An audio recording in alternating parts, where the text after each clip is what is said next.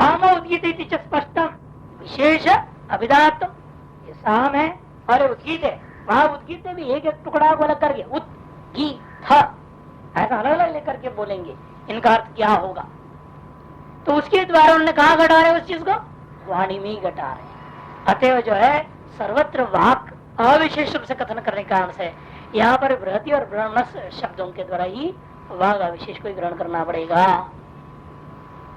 तथा बृहतीश ब्रह्म शब्द और विशेषाभिधान युक्तम, इसीलिए बृहति और ब्रह्म शब्दों के द्वारा भी विशेष अभिधान करना अर्थात सादृश्यता रूपी सामान्यता को देखते हुए इनका शब्द का अर्थ विशेष ऋग्वेद और यजुर्वेद लेना उचित है। और अन्यथा अनिर्धारित विशेष और अनर्थक की आपत्ति, नहीं तो समस्या होगी। दो में विशेष का निर्णय हो गया और दो में विशेष का निर्णय नहीं हुआ। यदि ऐसा रह जाए फिर तो व्यर्थ हो जाएगा। ये दो जो कंडिकाएं हैं इनका अपना कोई अर्थ तो समर्पण नहीं कर सकेंगे। वहां तो अर्थ निर्धारण हो गया और उसके अनुरूप अर्थ यदि यहाँ निर्धारण नहीं कर सकेंगे फिर निरर्थक हो जाएगा, उपासना उपयोगी ही नहीं रह जाएगा। इसे अन्यथा यदि नहीं मानोगे तो अनिर्धारित विशेष अनर्थक आपत्ति, यदि निर्धारण नहीं करोगे इसके विशेष स्वरूपता को फिर तो दोनों व्यर्थ हो जाएंगे। विशेषाभिधान से वांग मात्र उभयत्र पुनरुक्त्या, क्योंकि विशेषाभिधान मात्र को वाणी का स्वरूप सामान्य रूपेण ही आगे दोनों में, आगे दो पर्यायों में जब ले लिया गया है, पूर्व पर्याय में आपको क्या करना पड़ेगा, वाणी का विशेष स्वरूपों को ही ग्रहण करना पड़ेगा। ऋग्यजु साम उद्गीत शब्दानांच श्रुतिषु एवं क्रम दर्शनात्, और सभी श्रुतियों में आप यही देखोगे ऋग यजु साम उद्गीत एक क्रम सर्वत्र सुनने को मिलता है सभी श्रुतियों में। अतएव आगे आए हुआ साम और उद्गीत को देखते हुए पीछे वाले दो शब्दों का अर्थ में ऋग और यजु ही लेना पड़ेगा। श्रुति प्रसिद्धता श्रुतिषु दर्शनात्, ये भी एक और हेतु दे दिया। तो अनेक हेतुओं के द्वारा साबित कर दिया या इन दोनों शब्दों का अर्थ आपको ऋग और यजु लेना पड़ेगा। अंत्य उपसंहारा एक हेतु था, दूसरा हेतु परिशेषात, तीसरा हेतु अविशेष प्रसंगात, चौथा हेतु श्रुतिषु दर्शनात्, है कि नहीं। विशेषाभिधानात् बीच में था, है ना। विशेषाभिधानात् विशेषाभिधान स्पष्टम विशेषाभिधान कहा था ना, स्पष्टतया विशेषाभिधान उत्तर शब्द में कह दिया गया है। अतः इन शब्दों में क्या लेना पड़ेगा, विशेष अभिधान को ही ग्रहण करना पड़ेगा। सर्वत्र वाक शब्द अविशेष है, लेकिन साम और उद्गीत विशेष कथन के आगे उसके यहाँ पीछे में रहने बृहस्पति और ब्रह्मणा, बृहस्प और ब्राह्मण शब्दों का अर्थ में क्या लेना पड़ेगा, विशेष लेना पड़ेगा। ऐसे 5 हितों के द्वारा साबित कर दिया। बृहस्पति बृहस्पति का अर्थ क्या, बृहति का अर्थ ऋग है और ब्रह्मण से ब्रह्म का अर्थ यजुर्वेद है। अब वह अगली 1 2 3 चौथा है ना, सामत्व गुण को कथन करेगा प्राण में। एषु एव साम वाग वै साम,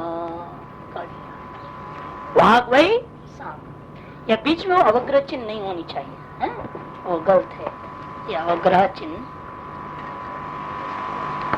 एषु एव साम, बस ये प्राण ही साम है। क्यों, क्योंकि वाणी साम, इसलिए प्राण साम।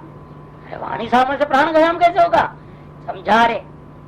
एष वाग वै साम, एष साच अमश्च इति, ये प्राण ही सा है और प्राण ही अम भी। प्राण ही सा है और प्राण ही अम भी है। यह प्राण ही साम है, कैसे वाक ही सा है और यह प्राण क्या है, अम है। साच अमश्च इति दे भी सकते हैं, वैसे उचित नहीं बनता ना। वाग वै सा, ऐसा नहीं लेना हमको, वाग वै साम, जिसको पहले भी दिया है भाष्यकार ने क्या कहा था, आगे क्या है अंत में, वाग वै साम इति कहा कि नहीं कहा गया, वाग वै साम इति ये एक शब्द है। फिर उसके बाद साम का व्याख्या है, एष सा अमश्च इति, बल्कि एक और अम होना ज्यादा अच्छा रहेगा। ये हिंदी वालों ने अपना अवग्रह के हिसाब से अर्थ कर दे रहे हैं, वो गलत है। यह प्राणी साम है, क्योंकि वाणी ही साम है। यह क्या हो गया, प्राण और वाणी को ऐक्य कर दिया। प्राणी साम है, वाणी साम है। क्यों साम है, दोनों एक का नाम कैसे कर दिया आपने? कारण यह है क्योंकि अमा क्या है, वाणी सा है, पुलिंग स्त्रीलिंग है, वाणी स्त्रीलिंग है, चलो वाक सा है, और प्राण क्या, अमा है। इसे सा चमस्थिति तो सामना सामत्व, यही साम की सामत्व है कि इसी में क्या है, वाक और प्राण का तादात्म्य, वाक और प्राण का तादात्म्य। ये द्वेव समः प्लुषिना समो मशगेन समो नागेन सम एव स्त्रीविर्लोकहि समो अनेन सर्वेण तस्मात् द्वेव साम अष्टुते साम न सायज्ञं सलोकताम ये एवं एतत् सामवेद। इसे यदु एव समः प्लुषिना, जिसलिए ऐसा है क्योंकि यह प्राण मक्खी के समान है, यह प्राण मच्छर के समान है, यह प्राण हाथी के समान है, यह प्राण तीनों लोकों के समान है। अनेनैव सर्वेण तस्मादु एव सामश्नुते, इसलिए तो यह साम है। समा एव स्त्रीभिर्लोकहि समो अनेन सर्वेण, इसलिए इस प्राण के द्वारा सभी के साथ वह समभाव को प्राप्त हो जाता है। जो इस साम को इस प्रकार जानता है, ये हमें तो सामवेद, वह क्या हो जाता है, सामना सायुज्यम समझते सलोकतांच समझते, वह साम के सायुज्यता और सालोक्यता को प्राप्त करता है। साम से प्राण अर्थात हिरण्यगर्भ के साथ सालोक्यता और सायुज्यता को प्राप्त करेगा। सलोकताम सालोक्यम इत्युक्ते पाठो भाषण से सलोकताम सालोक्यम सायुज्यम क्या है ना बाबा, सायुज्यगुम, इसलिए सालोक्यतम सालोक्यम ऐसा पाठ ज्यादा अच्छा है सलोकताम की अपेक्षा से। कुछ लोगों ने यहाँ सलोकताम प्रिंट कर दिए हैं लोग, लेकिन होना चाहिए सालोक्यम, वो ज्यादा अच्छा है क्योंकि सायुज्यम के साथ सालोक्यम कहना उचित होता है। एषु एव साम, एषु एव कथम इत्याह वाक् वैसा यत्किंच स्त्री शब्दाभिधेयम स वाक्, जो कुछ भी स्त्री शब्द स्त्रीलिंग के द्वारा विधेय होता है, स्त्री शब्दाभिधेयम सा सर्वा वाक्, वह सा क्या है, वाक्। सर्व स्त्री शब्दाभिधेय वस्तु विषय ही सर्वनाम सा शब्द। इतना ही नहीं, सर्वनाम लिंग में सर्वनाम में क्या बनता है, तत्शब्द का रूप सा बनता है या नहीं। वो सा से क्या लोगे, जितने भी स्त्रीलिंग बुद्धि है सारा शब्द सा से ग्रहण हो गए, वह जितनी भी वह स्त्री सारी की सारी ग्रहण होगी, अजा वगैरह सब जितना भी है। अच्छा,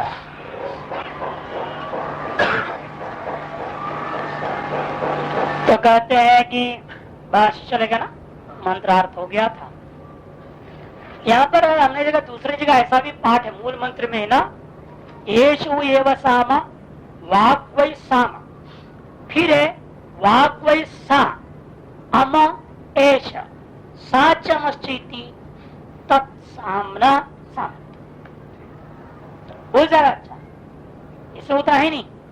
अभी यहाँ जो छपा इतना ही है ना, येषु एव साम वाक् वै सा अवग्र चिन्ह कर्म है ना, वाक् वै सा अमयेश कहा गया ना, वाक् वै सा अमयेश ये तो है यहाँ, इन वाक् वै सा ऐसा नहीं, जो कि भाष्यकार पहले भी उद्धृत किए हैं। वाक् वै सामयति कहा था ना भाष्य में भी, तो पूर्व पन्ने में ही है 129 में दूसरी पंक्ति नीचे से भाष्य, साम सामनाग्र निर्देशात वाक् वै साम इति, ये कहीं मंत्र में आया ही नहीं। इसे वो बीच में होना भी चाहिए, अन्यत्र देखा हमने अन्य पुस्तक में प्रिंटेड है, इसमें नहीं है। येषु एव साम, फिर वाक् वै साम, उसके बाद वाक् वै सा अम एष, ये पाठ बीच में एक टुकड़ा जोड़ लेने से अच्छा रहता है। येषु एव साम कथम इत्याह, भाष्य करके देख कैसे हो सकता है ये, वाक् वै सा, वाक् वै सा, वाणी ही सा है। सा क्या है, जितने भी स्त्रीलिंग वाचक शब्द है संसार में, जितने भी स्त्रीलिंग, तीन लिंग होते हैं, स्त्रीलिंग पुल्लिंग नपुंसकलिंग, जितना है वो सा, पुल्लिंग वाला जितना है वो अम माने प्राण। ठीक, सा वाणी हो गया ना। स्त्रीलिंग वाला जितना है वो सा, सामान्य वाणी। पुल्लिंग वाला जितना है वो अम माने प्राण, और नपुंसकलिंग वाला जितना है वो मन। वो मन है कि मन नपुंसकलिंग है। ये सगल शब्दों को श्रुति देंगे आगे, स्वयं भाषाकार और शब्द दे रहे हैं वो सब शक्तियों प्रमाण में। यत्किंचित स्त्री शब्दाविधेयम सवाक, जो कुछ भी स्त्री शब्दाविधेय संसार में है वो सब कुछ वाक में ले लेना। सर्व स्त्री शब्दाविधेय वस्तु विषय ही सर्वनाम सा शब्द, क्योंकि सर्व स्त्री शब्दों के द्वारा विधेय वस्तु विषय को सर्वनाम में प्रयोग जो सा शब्द है। सा शब्द कहाँ बनता है सर्वनाम में? तत् से। जो तत् प्रातिपदिक है उसकी स्त्रीलिंग प्रतिमा का एक वचन का रूप बनता है सा। इसलिए कहते हैं ये सर्वनाम शब्द ही है, सभी का बोध कराएगा। किन सभी का बोध कराएगा? उन सभी का। वो उन सभी कौन है? जितने भी स्त्रीलिंगवाचक शब्द है साथ।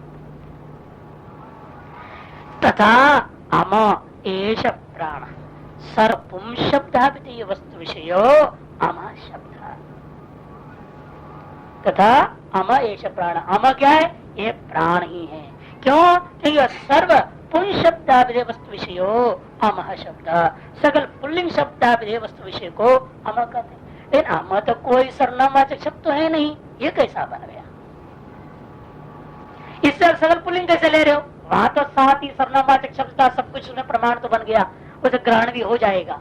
लेकिन अमः कोई ऐसा पुल्लिंग में सर्वनामवाचक शब्द का रूप बनता है नहीं।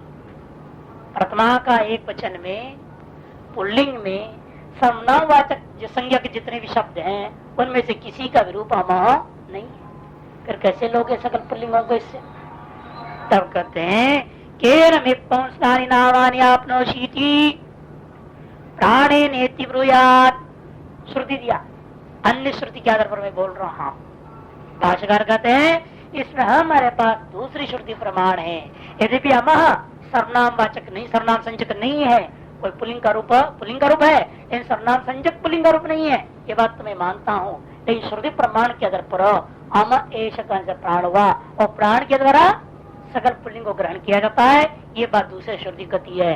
कि पूछा केन में पहुंचना नाम आपनोशी, अरे किस साधन से भाई तुम जो कार्य वहां पर पंचवृत्त्यात्मक प्राण से प्राप्त करता हूँ, ऐसे कहता है। मेरे पुल्लिंग नाम उपासक किस कारण कर्ण से प्राप्त करता है? भगवान से जो है वह उपासक भाव का विचार चल रहा है। उपासना प्रकरण के है ये मंत्र। वह हुआ कि भाई ईश्वर के स्त्रीलिंग के जितने भी नाम है, ईश्वर का, ईश्वर तो स्त्रीलिंग भी है, पुल्लिंग भी है, नपुंसकलिंग भी है, सर्वलिंग है वो, है ना? तो सर्वलिंगाय नमो नमः बोलते भी हो इसीलिए है।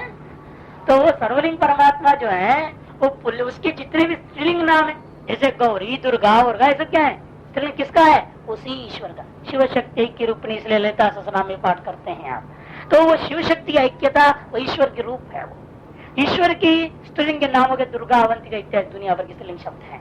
ईश्वर का नाम है राम, कृष्ण इत्यादि पुल्लिंग भी है। ईश्वर का नाम है ब्रह्म इत्यादि नपुंसकलिंग भी है।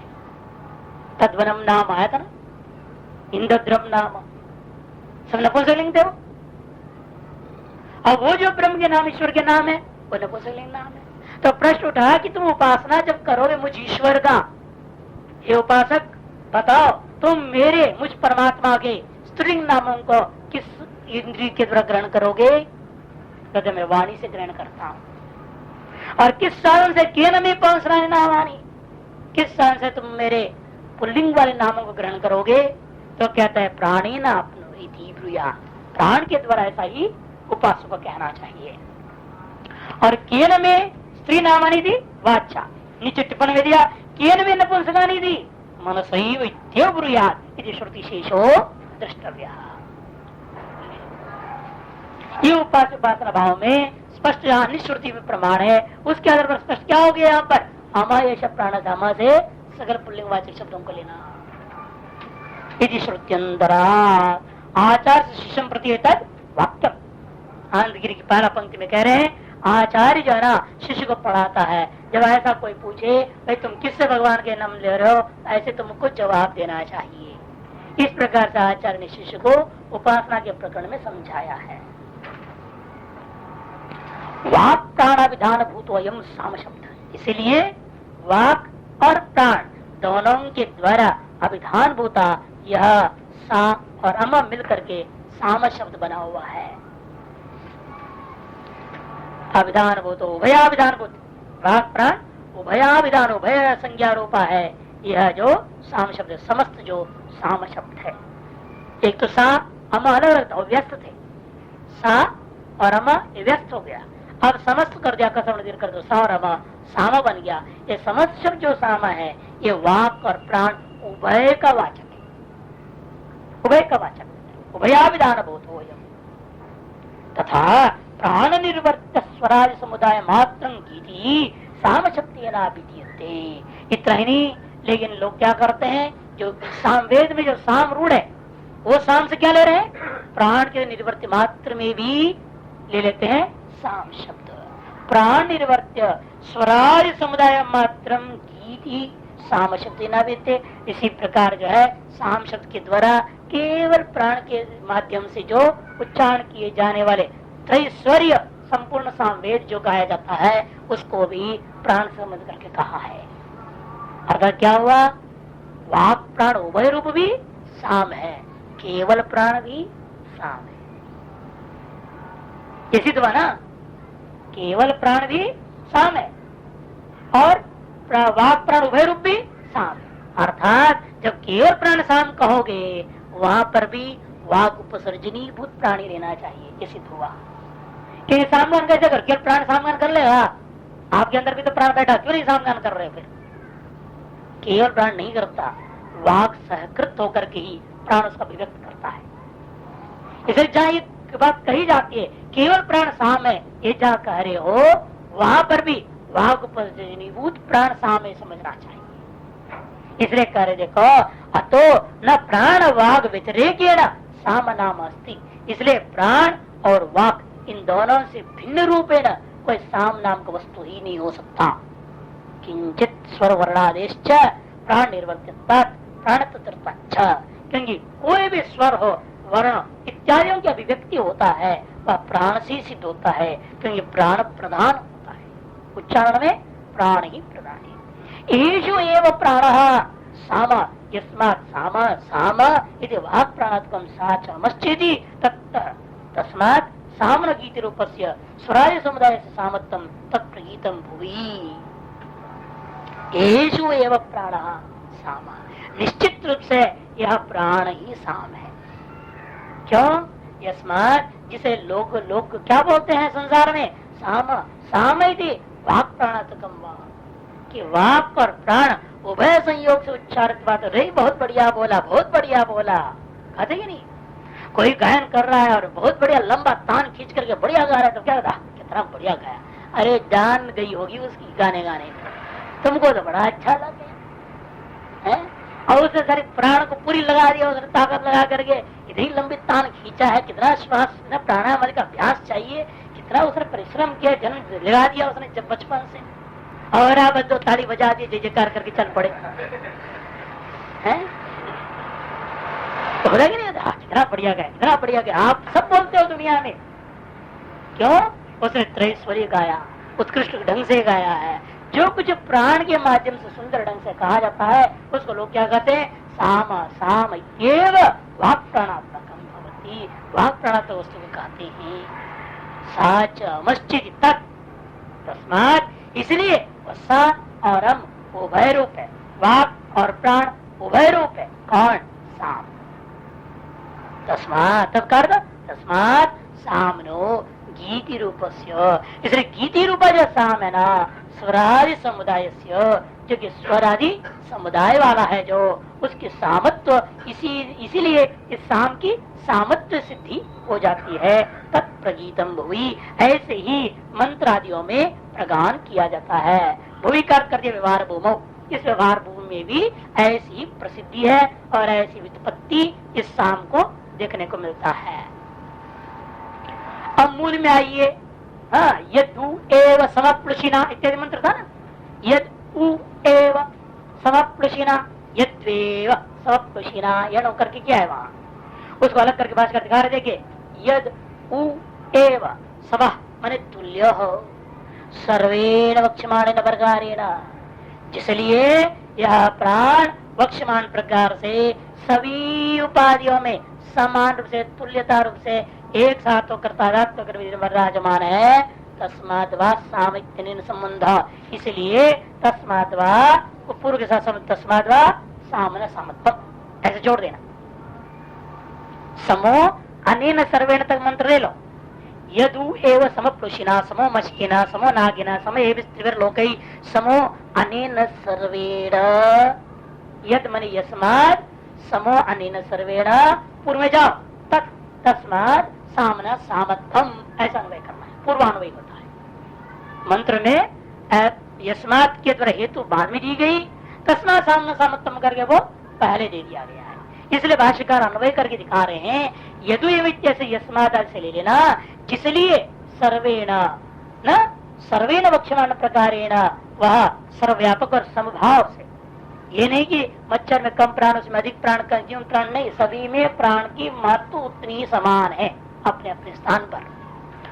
लेकिन वह प्राण जो सर्वत्र व्यापक और सभी के उपाधियों के साथ होकर जो रह रहा है, जिसलिए वह ऐसा है, इसलिए साम की सामर्थ्य सिद्ध हो गया, ऐसा पूर्वान भी कर देना। तस्मात् वा सामित्यनेन संबंध। वा शब्द साम शब्द लाभ निमित्त, वा शब्द साम शब्द लाभ निमित्त प्रकारांतर निर्देश सामर्थ्य लभ्य। तो वा शब्द कहाँ है मूल में है? आगे तस्मात् वा, नहीं वहां भी कहा है, वहां कहा है तस्मात् उ एव है ना, वहां भी उ एव ही है। यद उ एव तस्मात् उ एव ही है, वहां तो है नहीं यहाँ कहीं।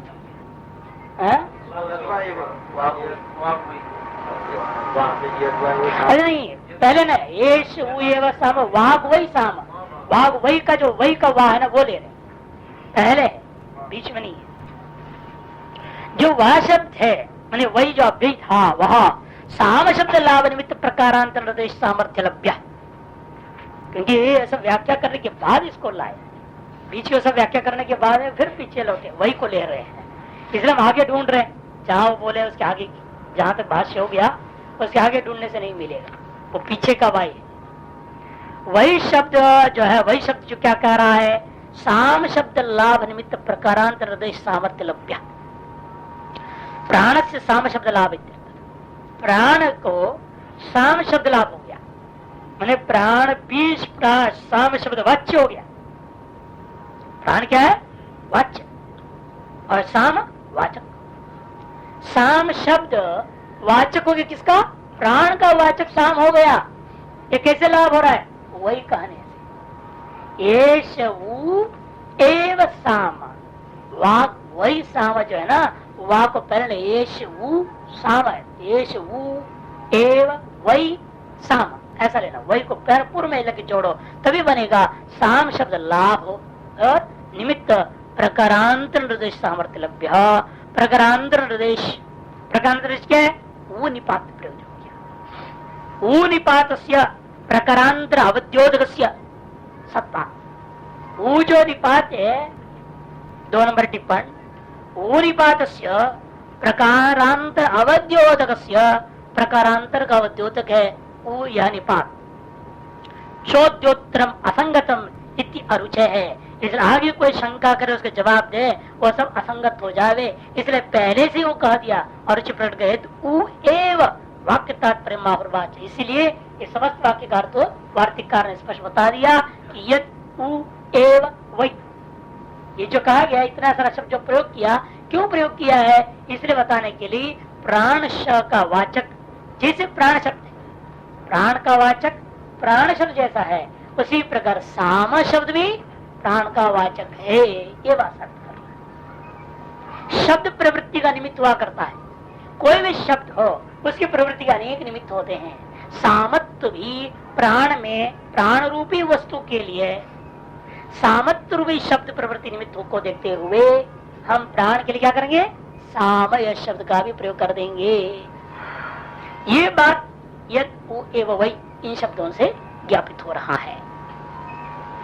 केन पुनः प्रकारण प्राण से तुल्यत्व, अरे किस प्रकार से प्राण जो है ना सभी के साथ सर्वेण तुल्यता कैसे हो गया है, इत्युच्यते समप्लुषिना भाष्य। केन पुनः प्रकारण प्राण तुल्यत्व इत्युच्यते, किस प्रकार से प्राण की सर्व के साथ तुल्यता हो गया है, यह सर्व समत्व कैसे उत्पन्न हो गया, ये बात आप समझाइए। तब कहते हैं समप्लुषिना सममशकेन इत्यादि। पुत्तिका शरीरेण, प्लुषिना मैंने पुत्तिका मैंने सबसे छोटा कीटाणु, उसका नाम प्लुषि। समो मशकेन से थोड़ा बड़ा वाला लिया मच्छर, मशक शरीरेण समो, समोन आगे ना मैंने हस्ती शरीर हाथी का शरीर से समान। समय भी त्रिवीर लोक है, और क्या क्या गिनाया जाए, तीनों लोकों में विद्यमान सकल उपाधियों में व्याप्त होता हुआ संपूर्ण लोक के समान ही है वह। त्रैलोक की शरीर, तीनों लोक रूपी शरीर, इस त्रैलोक के शरीर के द्वारा भी वो सम है। प्राजापत्य कौन है वो त्रैलोक की शरीर, प्रजापति का शरीर, विराट शरीर के द्वारा भी वो तुल्यता को प्राप्त है। इस प्रकार से कहा ले गए आप, हिरण्यगर्भ तक पहुंच गए। अनेन जगत रूपेण हिरण्यगर्भेण, इसलिए इस जगत रूप जो हिरण्यगर्भ है इसके द्वारा पुत्तिका शरीरेशो गोत्वादिवत कार्श्रेण परिसमाप्ति के समत्वम प्राणस्य। पुत्तिकादि शरीरों में जैसे मान लो गोपिंड में गोत जाति, पुत्तिका में पुत्तिकात्व जाति, उसी प्रकार सारे ब्रह्मांड में क्या व्याप्त है, प्राण व्याप्त है। उसी प्रकार से पूर्ण रूप से परिसमाप्त में व्याप्त भवति। किम प्राणस्य, प्राण की व्याप्ति है, यही प्राण की समत्व है इस ब्रह्मांड में। इसलिए कहते हैं 8 और 9 में भी कह रहे टिप्पण में सर्वावयव अवच्छेदेन, 9 में व्याप्त, परिसमाप्त में व्याप्त, सीधे सीधे। इति हेतु तो इस कारण से ही प्राण के अंदर सर्वसमत्व आ गया। न पुनः शरीर मात्र परिमाणे नैव अमूर्त तो स्वर्गतत्व। ये कहना भाई ऐसा हो गया, हर शरीर के अलग अलग टुकड़ा है, इस शरीर के बाहर तो प्राण है नहीं। कोई कह सकता है भाई समप्लुषिना समन्नागेन, आपने जितना दृष्टांत दिया सब समत्व का जो कथन करने वाले जितनी भी उपाधियां हैं उस शरीरों को दिया, और अशरीर देश में प्राण नहीं है। शरीर में प्राण है ना, शरीर से बाहर प्राण नहीं है, मानना पड़ेगा कि नहीं पड़ेगा। तब कहते नहीं सिद्धांत, अरे भाई ये जो व्याप्ति बताई गई है आदि दैविक रूप से, आध्यात्मिक रूप से नहीं। आध्यात्मिक रूप से परिच्छिन्न है, लेकिन आदि दैविक रूप से वो अमूर्त होने के नाते अपरिच्छिन्न है। इसलिए भाष्यकार ने ये पंक्ति दिया, आनंद स्पष्ट बोल रहे हैं, आदि दैविक रूपेण अमूर्तत्व सर्वगतत्व च द्रष्टव्यम।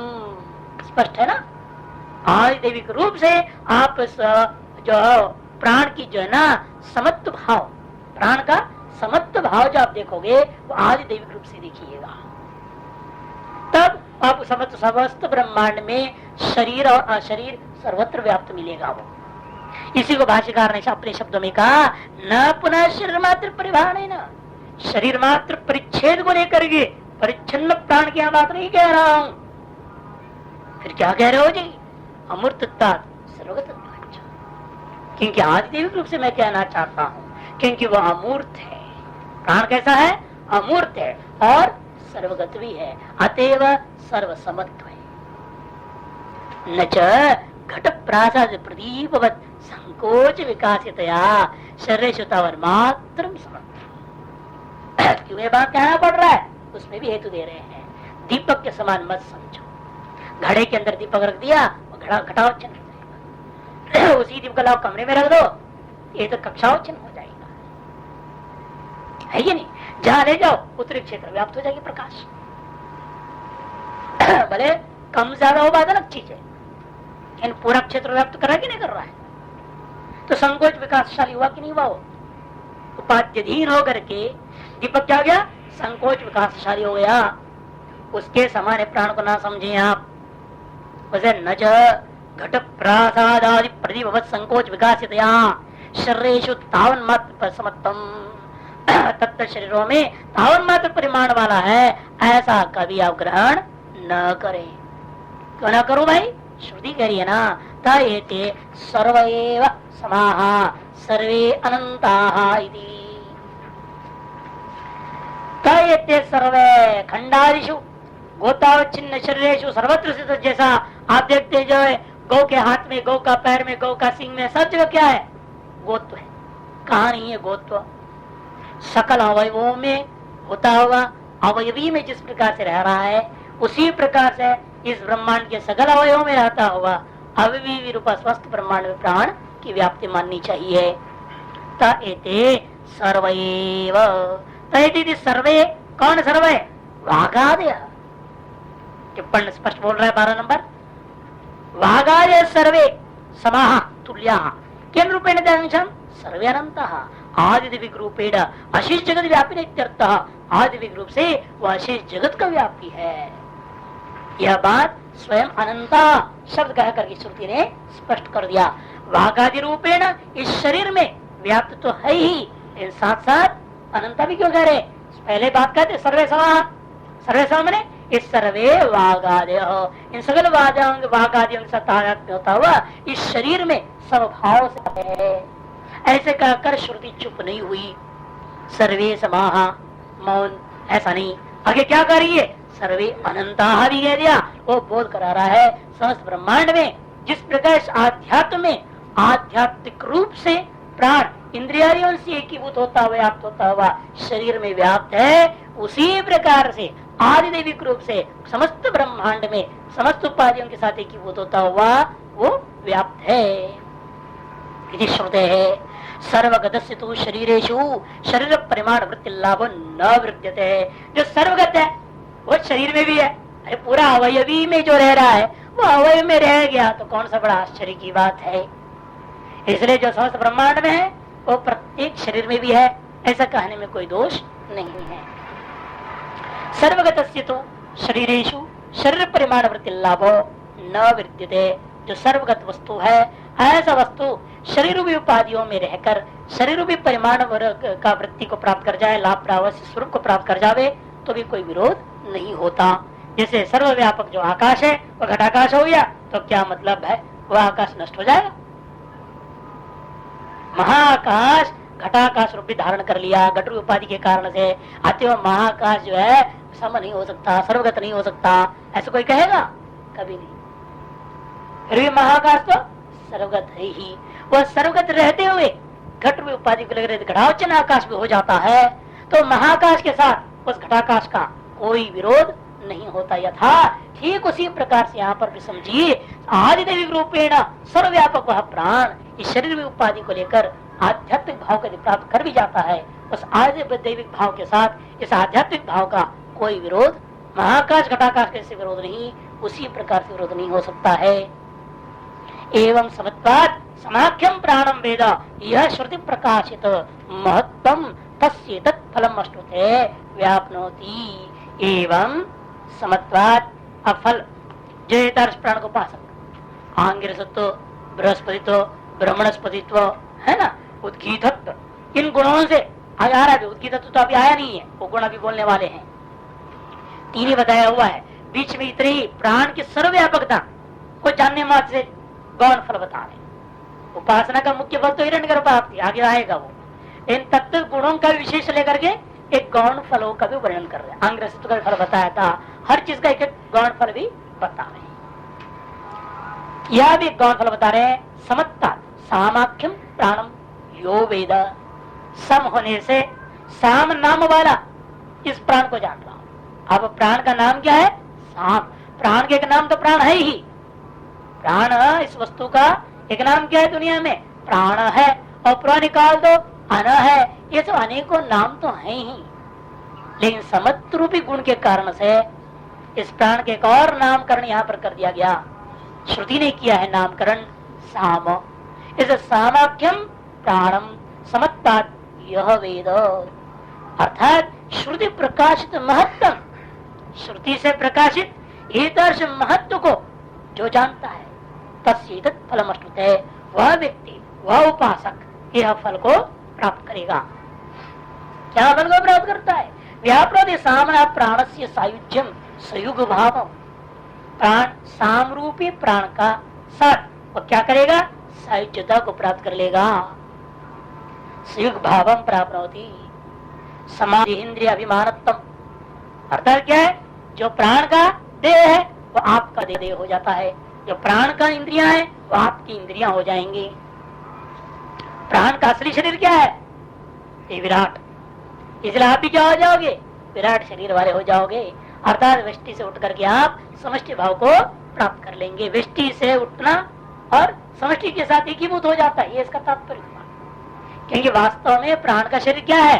त्रैलोक्यम का था ना अभी, पूरा तीनों लोकात्मक जो विराट है ये उस प्राण का शरीर है। उस शरीर के साथ समान देह वाला हो गए, समान इंद्रिया, अतः समष्टि इंद्रिया आपकी हो जाएगी। इसलिए भूत भविष्य वर्तमान जन्म में कहा परेशानी होगी, क्योंकि विराट में ही भविष्य सारा चीजें उसी में, सब कुछ जान लेगा वो। इस तरह समान इंद्रिय अभिमान वाला हो जाएगा। इतना ही नहीं, सालोक्यंच समान लोकताम वा भावना विशेष, तो भावना विशेष के कारण से अथवा वह सालोक्यता को प्राप्त कर सकता है। भले शरीरेंद्रियों से अभिमान नहीं करेगा, ओके मैं बस लोक में व्याप्त रहूंगा, लेकिन किसी के साथ में तादात्म्य को प्राप्त अभिमान को प्राप्त नहीं करूंगा। सब आपकी मर्जी, जैसी भावना, यदि सायुज्यता की भावना करोगे सायुज्यता की भावना हो जाएगी, सालोक्यता की भावना करोगे तो सालोक्यता की प्राप्ति हो जाएगी। जैसी भावना करोगे प्राण का इस विराट के साथ तादात्म्य की भावना जिस तरह की होती है उसके आधार पर फल भी होगा। अभिमान चाहोगे विराट का, वो विराट अभिमानी आप हो सकते हो। नहीं, मैं विराट अभिमानी नहीं होना चाहता हूँ, केवल विराट के साथ तादात्म्य होना चाहता हूँ, उसके अभिमान नहीं, उसके तादात्म्य। जैसे ज्ञानी का इस शरीर के साथ तादात्म्य तो है, ये ब्रह्मज्ञानी होने के बाद ही प्रारब्ध कर्मवशात सकल व्यवहार हो रहा है, भिक्षा पा रहा है, सब कुछ होता है, लेकिन अभिमान नहीं है। दोनों में अंतर है ना, एक तो शरीर वाला होना और शरीराभिमान वाला होना, दोनों में बहुत अंतर है। शरीर वाला होना कोई खराब नहीं है, लेकिन शरीराभिमान वाला होना खराब है, वही बंधन का कारण है। सायुज्यता के तात्पर्य विराट शरीराभिमानी होना और सालोक्यता का तात्पर्य है केवल शरीरवान होना। उत्तरोत्तर उत्कृष्ट हो गया ना, अभिमान वाला होना निकृष्टता है और सालोक्यता उत्कृष्टता है। यानी एक ही उपासना दो वर्ग ऐसे। तब भाष्यकार संभाल के बोल रहे हैं, भावना विशेषतो, जैसी भावना वैसा फल होगा। भावना विशेषतो उपास्य विलक्षण, उपासना की विलक्षणता के कारण से यही एवं साम प्राणम वेद, जो कोई इस प्रकार से दो साम नामक प्राण रूपे को उपासना करता है। आप प्राणात्म विमान अभिव्यक्ति है उपासित करता।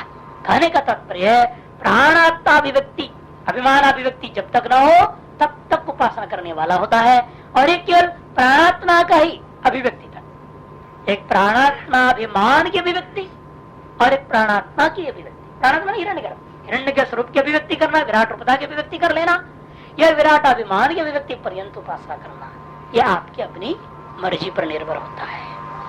साधक उपासक की अपनी मर्जी है। अब अगले गुण को बताने जा रहे अंत वाला, एष वा उद्गीत प्राणो वा उत प्राणेन हि दग्ं सर्वं उत्तब्धं वाग्विगीथा उच्च गीथा च इति स उद्गीतः। एष वा उद्गीता, यह प्राण ही उद्गीत है भाई। क्यों? ये प्राण उद्गीत से हो गया। प्राण का एक नाम पड़ा आपने डाल दिया साम, और दूसरा नाम अपने नामकरण करने जा रहे हैं, उसी प्राण का दूसरा नाम है उद्गीत। क्यों? प्राणो वाउत, प्राण उत है। क्यों प्राण उत? क्योंकि प्राणे नहीं इदं सर्वम उत्तब्धम, क्योंकि यह जगत ऊपर की ओर जो उठता है या धारण किया हुआ है वह प्राण के कारण से ही हुआ है। प्राण से ही, प्राणे नहीं, प्राण के कारण से ही इदम सर्वम जगत, यह संपूर्ण जगत ऊपर की ओर धारण किया हुआ है। नहीं तो डूब जाए पानी। है ना, समुद्र में जलांश में, अरे जल में इतना बड़ा पृथ्वी और डूब नहीं रहा, बड़ा आश्चर्य है कि नहीं? तो क्यों है? प्राण के कारण से। और आप भी बैठे हैं ना, क्यों बैठे हैं? कैसे बैठ गया? बैठे हो कि नहीं? शरीर बैठा है क्योंकि प्राण है, और प्राण छूट जाए तो यूं हो जाएगा, देर से नीचे चला जाएगा, झटक जाएगा, गिर जाएगा कि नहीं गिरेगा? प्राण के कारण से ही हम लोग भी उत्तप्त हैं। जैसे उसी प्रकार सारा जगत भी प्राण के कारण से ही ऊर्ध्व रूपेण धारित है। वागे गीता, और वाणी क्या है? गीता है। गीता, वाणी ही गीता है, क्योंकि वाणी के अंदर गायन होता है, इसलिए गीता में गायन, वाणी से गायन होता है। उच्च गीता चीती, और गायन कौन करेगा? मरा हुआ गाएगा? मरा हुआ मुर्दा कैसे गाएगा? नहीं गा सकता, प्राणवान ही गायन करता है।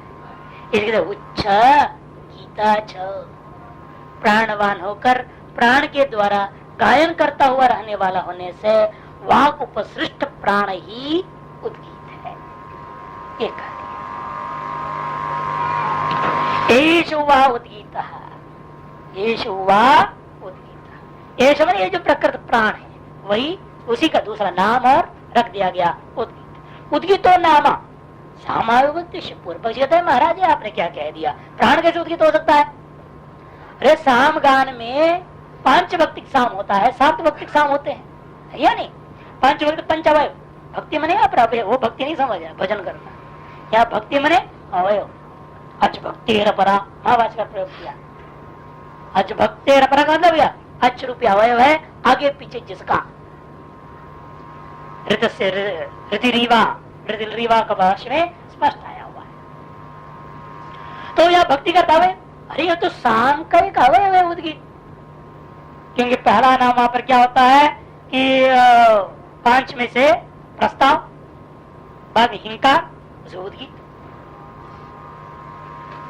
प्रस्ताव, हिंकार, उद्गीत बीचों बीच में है 5 में से, 2 इधर 2 उधर, उपद्रव और निधन, 5 हो गए कि नहीं हो गए? 7 में आदि जोड़ दिया जाता है, 7 में एक आदि भी आ जाती है शुरू में, वो तभी बीच में रखेंगे उद्गीत को। प्रस्ताव, हिंकार, आदि, उद्गीत, याद आता है। मैंने उद्गीत तो दोनों में है, अवयव तो विशेष हुआ ना, वो विस्तृत 4 बाद में देखेंगे इसका। उद्गीत तो क्या है? इसे साम का अवयव है, न उद्गानम। वो तो उद्गान है, उद्गान भी क्रिया के लिए उद्गीत तो प्रयोग होता है नहीं, और आपने उद्गीत था गीता का गायन कर दिया, कहां से अर्थ निकाल रहे हो ये सब? पूर्व पक्षी का यहाँ आशंका एक तरह से उद्गीत होना ना सामावयव भक्ति विशेष हो, न उद्गानम सामाधिकार, साम का अधिकार को देखते हुए यहाँ पर भी आपको वही अवयव लेना चाहिए, न उद्गान रूपी कर्म, न प्राण। खत्म उद्गीत है प्राण, फिर आप कैसे कह रहे हो प्राण उद्गीत है? ये प्रश्न उठा। प्राणो भाव सिद्धांति जवाब देता है, भाई श्रुति करी है, प्राण का नाम उद्गीत क्यों पढ़ रहा है? साम का अवयव होने से नहीं, किंतु प्राणो वा प्राणेन ही यस्मादिदं सर्वं जगद उत्तप्तम ऊर्ध्वं स्तब्धम इति उत्तम्भिदं विधृतम् इत्यर्थ। कि प्राण ही उत्थ है। क्यों प्राण उत्थ है? क्योंकि प्राण के द्वारा ही यस्मात्, जिसलिए प्राणे नहीं ही कार्य कर दिया, यस्मात् जिसलिए प्राण के द्वारा इदम सर्वम कार्य कर दिया जगत, ये संपूर्ण जो जगत है वो क्या है? उत्तप्तम। व्याख्या कर रहे हैं उत्तप्तम का मतलब ऊर्ध्वम स्तब्धम यदि उत्तप्त, उत्तम्भितम कर दिया। आगे ना पर उदस्तास्तंभ उत्तम्भितम विदर्दम इत्यर्थ, धारित है, ऊर्ध्व की ओर खड़ा हुआ है, नहीं तो लटक जाए, गिर जाए, डूब जाए, ऐसा नहीं हो रहा। क्यों? प्राण के कारण से ये ऊपर की ओर खड़ा होकर बैठा हुआ है, खड़ा है, सब कुछ व्यवहार कर रहा है। उत्तप्तार्थावद्योतको अयम उच्छब्द, इसलिए उत्तम्भता का ही द्योतन करने वाला यह उस शब्द का एक अवयव उत्तम भरम उत्तब्धम, इसके अवयव क्या है? वह उच्च अवयव है, वह संपूर्ण अवयवी के अर्थ को, पद का अर्थ को प्रकट कर दे रहा है। कहते कि भाई उत्तब्धार्थवद्योतक अयम उच्च शब्द प्राण गुणाविधायक, प्राण का एक गुण को बता रहा है। प्राण का एक गुण, प्राण का अंदर अनेक सामर्थ्य है, अनेकों गुण है। अंगिरसत्व आपने देखा है ना, अनेक गुण थे। अयासत्व भी देखा, अनेकों गुण आप देखा है हो। इस तरह से ये भी गुण है क्या? उत्तम भत्व, उत्तम भक्त, उत्तम धत्तम या उत्तम भितत्तम, ये जो विधृतत्तम, ये भी गुण है। इस गुण को ही कथन करता है उत्त शब्द। उत्त जो है प्राण के इस गुण का अभिधान करता है। तस्मात् उत्त प्राणो, इसलिए प्राण का एक नाम कर दिया उत्त। वागेव गीता शब्द विशेषता उद्गीत वक्त है। वागेव गीता, वाग ही क्या है? गीता है। क्यों? शब्द विशेष होने से। और उद्गीत इस शब्द का एक अवयव है ना, गीता। उद्गीता को हम दो टुकड़ा कर देते, उद्गीता। तो एक जो शब्द उद्गीता, उसका एक अवयव है गीता, इसे कहते हैं गीता। ये तो क्या है? उद्गीत शब्द का भक्त है और उद्गीत शब्द का अवयव है।